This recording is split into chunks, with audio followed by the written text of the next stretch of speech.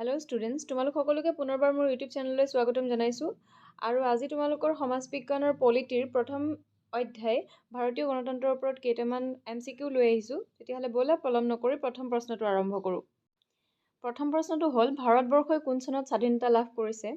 এই প্ৰশ্নটোৰ উত্তৰ আমি সকলোৱে জানো, আৰু তোমালোকৰ অধ্যায়ৰ প্ৰথম লাইনটোতে আছে যে প্ৰায় 2 শতিকা ব্ৰিটিছৰ অধীনত থকা ভাৰতবৰ্ষই 1947 চনৰ 15 আগষ্ট তাৰিখে স্বাধীনতা লাভ কৰিছে। গতিকে ইয়াৰ উত্তৰ হ'ব অপশ্যন বি।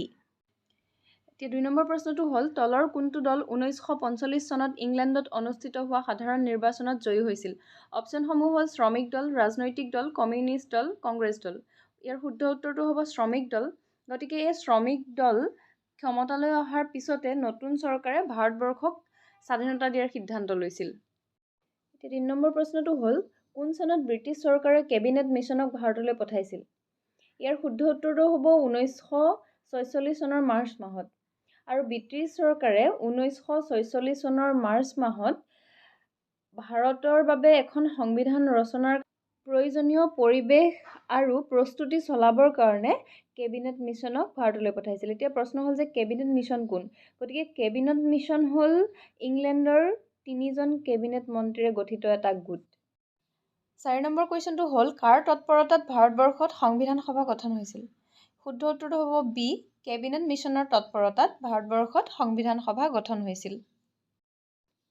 5 নম্বৰ কুৱেশ্যনটো হ'ল, কোন চনত সংবিধান সভাৰ প্ৰথমখন বৈঠক বহিছিল? গতিকে ইয়াৰ শুদ্ধ উত্তৰটো হ'ব 1946 চনৰ 9 ডিচেম্বৰত সংবিধান সভাৰ প্ৰথমখন বৈঠক বহিছিল। 6 নম্বৰ কুৱেশ্যনটো হ'ল, সংবিধান সভাৰ প্ৰথমখন বৈঠকত কোনে সভাপতিত্ব কৰিছিল? গতিকে প্ৰশ্নটো একেবাৰে সহজ, আৰু ইয়াৰ শুদ্ধ উত্তৰটো হ'ব ডক্টৰ সচ্চিদানন্দ সিনহাই সভাপতিত্ব কৰিছিল।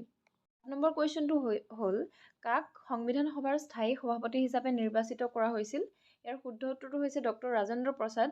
আৰু এই আগৰ প্ৰশ্নটো, যিটো 6 নম্বৰ প্ৰশ্ন আছিল, সেইটোৰ লগত এইটো কেতিয়াও কনফিউজ হ'ব নালাগে যে সংবিধান সভাৰ প্ৰথম বৈঠকত সভাপতিত্ব কৰিছিল ডক্টৰ সচ্চিদানন্দ সিনহাই, আৰু সংবিধান সভাৰ স্থায়ী সভাপতি হিচাপে নিৰ্বাচিত হৈছিল ডক্টৰ ৰাজেন্দ্ৰ প্ৰসাদ।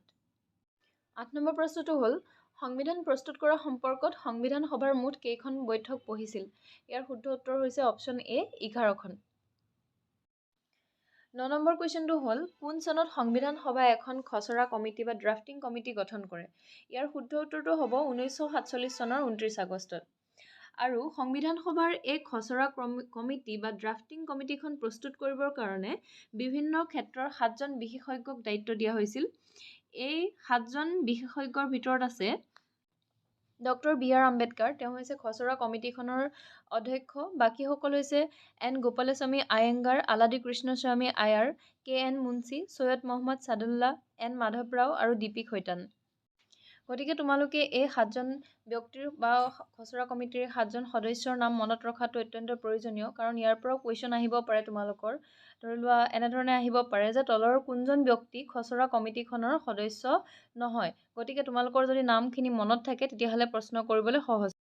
আজিৰ ভিডিঅ'ৰ শেষৰটো প্ৰশ্ন হ'ল, তলৰ কোনজন ব্যক্তি ভাৰতৰ সংবিধানৰ খচৰা কমিটিৰ সদস্য নাছিল? আমি অলপ আগত পঢ়ি আহিছোঁৱেই, N. Gopalaswami Iyengar, K.M. Munshi, D.P. Khaitan, এওঁলোক সংবিধানৰ খচৰা কমিটিৰ সদস্য আছিল। গতিকে জৱাহৰলাল নেহৰু হ'ব শুদ্ধ উত্তৰ, তেখেত ভাৰতৰ সংবিধানৰ খচৰা কমিটিৰ সদস্য নাছিল।